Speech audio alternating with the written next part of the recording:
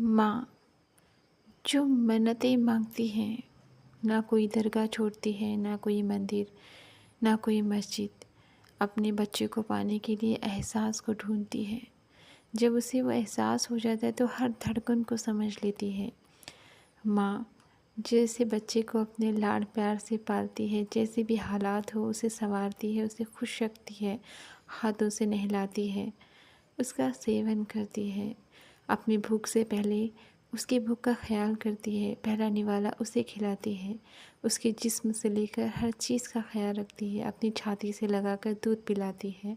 वो माँ जिसे जना होता है, वो माँ जिसे पेट से महसूस करती है, वो माँ जो अपने दुख सुख का साथी बनाकर उसे बांध कर रखती है, खुद से दूर होने नहीं देती। उसके फ्यूचर के लिए, उसकी ज़िंदगी संवारने के लिए, उसके ख़तरात को उठाने के लिए खुद पानी में बहती हुई गंगा की तरह सारे दुखों को झेलते हुए उसे शिक्षित करती है, उसे काबिल बनाती है। माँ जिसकी उंगलियां पकड़ कर शिक्षित होता है, हर खतरात से वो पानी में छलांग लगाकर अपने बच्चे को महसूस करती है, अपने बच्चे की हिफाजत करती है, उसकी हर दिल की धड़कन को समझती है, उसके मासूम चेहरे को देखकर समझ जाती है कि उसे क्या तकलीफ़ है, उसे क्या परेशानी है, और उसकी तकलीफ़ को दूर करती है। और हर हाल में छत ना होने पर भी उन्हें शिक्षित करती है। ना वो, चाहे वो लड़का हो या लड़की, वो चाहती है कि वो आगे बढ़े, वो अच्छी ज़िंदगी जिए। और न लड़के लड़की में फ़र्क करते हुए पहला निवाला उन्हें खिलाती है, खुद की भूख से पहले उनकी भूख का ख्याल रखती है।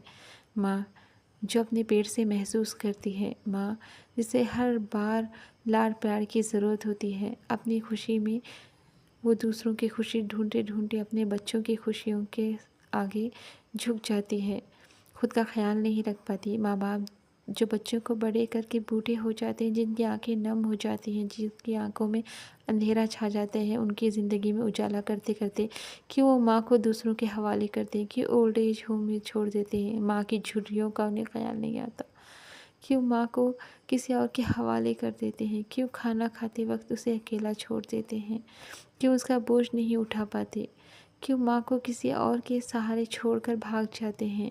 वो माँ जो ढूंढती है अपनी बूढ़ी आँखों से, कम रोशनी से, किसी का दिया हुआ खाना खाते खाते याद करती है। वो माँ किसी से पूछती है कि मेरे बच्चे आएंगे कि नहीं, वो माँ इंतज़ार करती है। सारी माएँ एक दूसरे का सहारा बनकर अपने दुख सुख को बांटती हैं।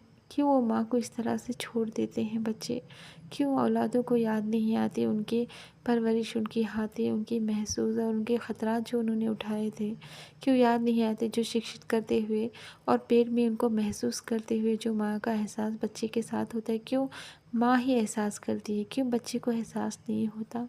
उसकी माँ जो मन्नतें मांग कर उसे इस दुनिया में लाई थी, वो माँ जिसे अपनी खुशी से पहले, दूसरों की खुशी से पहले वो अपनी औलाद की खुशी को देखती थी, महसूस करती थी पेट में, क्यों उसका हाथ छोड़ देते हैं जो थामे होते हैं, क्यों बूढ़े हाथों को छोड़कर वो अपनी ज़िंदगी खुशियों से बिता देते हैं, क्यों बूढ़ी हाथों को छोड़कर वो भाग जाते हैं।